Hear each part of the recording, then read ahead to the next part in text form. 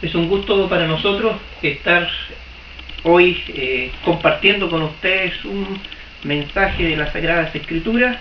Estamos conjuntamente con Nicolás Prieto, alumno del segundo año de Teología, y quien habla, Héctor Salazar. Nos disponemos a estudiar las Sagradas Escrituras, particularmente el Nuevo Testamento. Y siendo más específico, Nicolás. En el Evangelio según San Mateo, capítulo 6, el Padre Nuestro. El Padre Nuestro. Vamos a comentar algunas cosas de carácter general. Como por ejemplo, tenemos dos relatos del Sermón de la Montaña. Uno en Mateo y el otro lo tenemos en Lucas.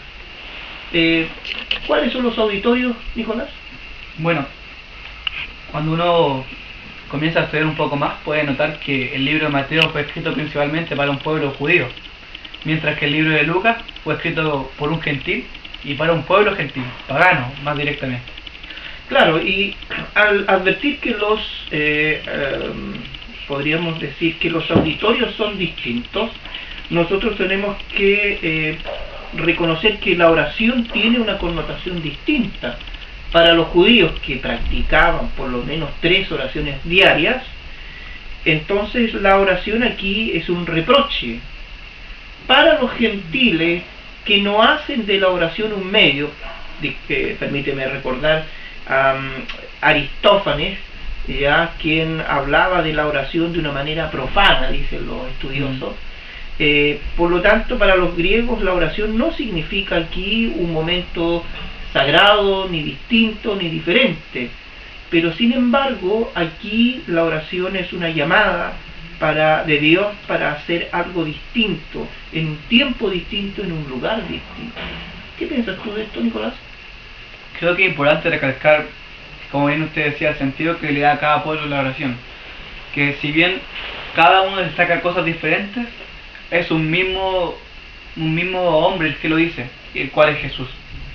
Y hay un énfasis en común que sí podemos destacar esos dos relatos, el de Mateo y el de Lucas. Y ese énfasis en común tal vez es el sentido de comunidad que entrega a los discípulos.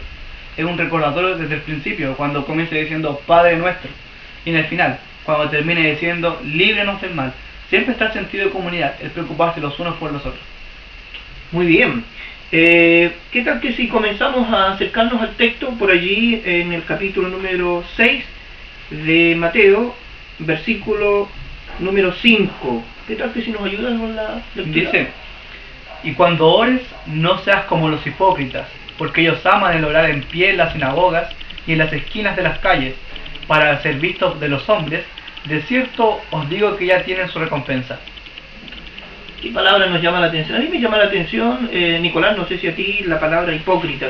¿Qué sabemos de esta palabrita? No, esta palabra era muy usada en los teatros griegos. De repente, de hecho, viene de hipócrites, que significaba, no tenía un contexto negativo, sino que un contexto más teatral, por así decirlo. Comediante, ¿no? Comediante, exacto. En el fondo acá lo que busca establecer es principalmente la idea de vivir en un contexto de representar lo que no se es, ¿cierto?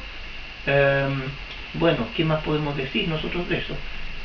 El hecho de que el hipócrita, el comediante, representa lo que no es, estamos en un contexto bastante complejo, ¿no? ¿Qué nos dice el otro texto, Nicolás? El verso 6 dice: mas tú, cuando ores, entra en tu aposento y cerrada la puerta, ora a tu Padre que está en lo secreto, y tu Padre que ve en lo secreto te recompensará en público. ¿Cuál ves tú la relación, Nicolás? Ayúdanos a comprender esto un poco, la dialéctica, permite la diferencia entre lo secreto y lo público. Podemos notar que el hombre está acostumbrado a mostrar algo, una proyección diferente de su ser hacia afuera que en lo secreto. Dice varios comentaristas, varios escritores, que uno, en lo secreto se muestra como realmente es, que realmente en lo secreto se ve tu verdadera personalidad, la resistencia que tienes sobre el mal, o los proyectos que tienes sobre ti mismo, las cosas en las cuales uno quiere avanzar realmente. Muy interesante. Recuerdo el comentario de Jeremías cuando habla de esto, Joachim Jeremías, y el lugar secreto es el lugar en la antigüedad donde se escondía el oro, ¿no es cierto? Como no habían bancos, ya generalmente el lugar era un sector, un territorio dentro de la misma casa donde se escondían estas cosas. Allí era el lugar secreto, ¿no? Evidentemente este lugar secreto nadie tenía que conocer ni reconocer, de tal manera que si lo hubiesen conocido es profano. Comparto la lectura del verso 7, y al orar no uséis vanas repeticiones como los gentiles. ¿Qué piensas de eso? Aquí ya comienza a dar un enfoque. Partimos hablando de los hipócritas que hablaban en público, y ahora vamos con los gentiles, que hablan de repeticiones. ¿Qué sentido busca Jesús de darle las repeticiones acá? ¿Qué sentido trata de presentar Jesús hablando de repeticiones? ¿A qué se refiere?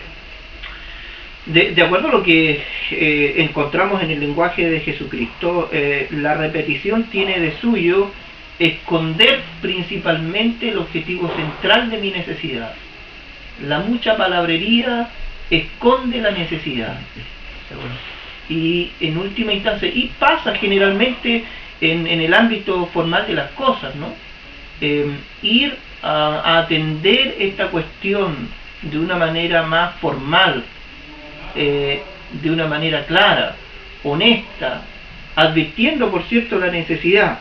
Aquí la repetición, me recuerdo a un autor que dice, Kierkegaard, la repetición es intentar hallar algo, pero cuando la repetición intenta esconder ese algo y no presentarnos como somos, lo que tú dijiste delante. Claro, y aquí podemos encontrar una relación con lo que decía el verso 6, cuando habla de estar en los secretos. ¿De qué sirve una repetición en los secretos? Tratando de esconder algo, como bien lo decía Kierkegaard, como usted decía, ¿cierto? Lo que llama Jesús, lo que busca Jesús, aparentemente hasta lo que ya hemos conversado, es que Jesús busca que en los secretos no solamente tú vayas y hablas con el Padre, sino que te muestres como eres, que se vea tu verdadera personalidad en los secretos. Muy bien, pues concentrémonos en estos minutos en contar del verso número 9 en adelante. El Padre Nuestro, ¿sabes? En alemán era, ¿te acuerdas? Vater unser, ¿no? Nuestro Padre. Encontramos acá el Padre Nuestro, esta ecolalia evocativa, ¿te recuerdas? El Abba. ¿Qué es el Abba en el arameo, en el lenguaje de Jesucristo? Es como un diminutivo para papá, papito. Es como algo un poco más personal, un poco más íntimo.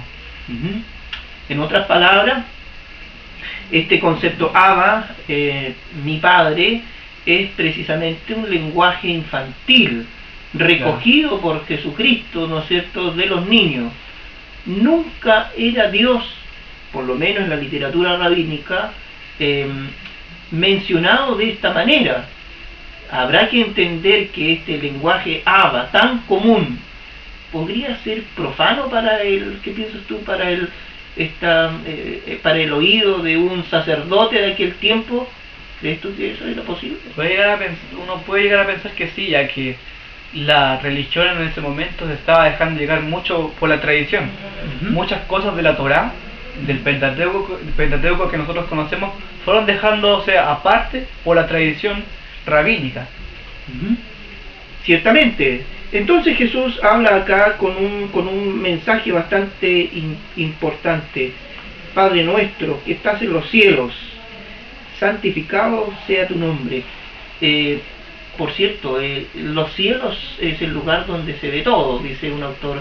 Y sin embargo, ¿qué significa el nombre acá? Santificado sea tu nombre. ¿Qué significa eso? Santificado sea tu nombre. Es complicado entender esto, sino que busca que si bien el que está en los cielos podríamos entenderlo así a simple vista, viéndolo muy por encima, con poco conocimiento respecto a esto, es de que el nombre de Dios, los que dicen ser seguidores de Dios, santifican el nombre de este mismo. Ahora, el nombre en el Antiguo Testamento es la esencia del individuo, ¿no es cierto? Ahora, el hecho de que esa persona sea santa, ¿no es cierto?, le da una connotación completamente distinta. Estamos pronunciando, ¿no es cierto?, estamos pronunciando un mensaje distinto, y estamos en el contexto de un ser distinto.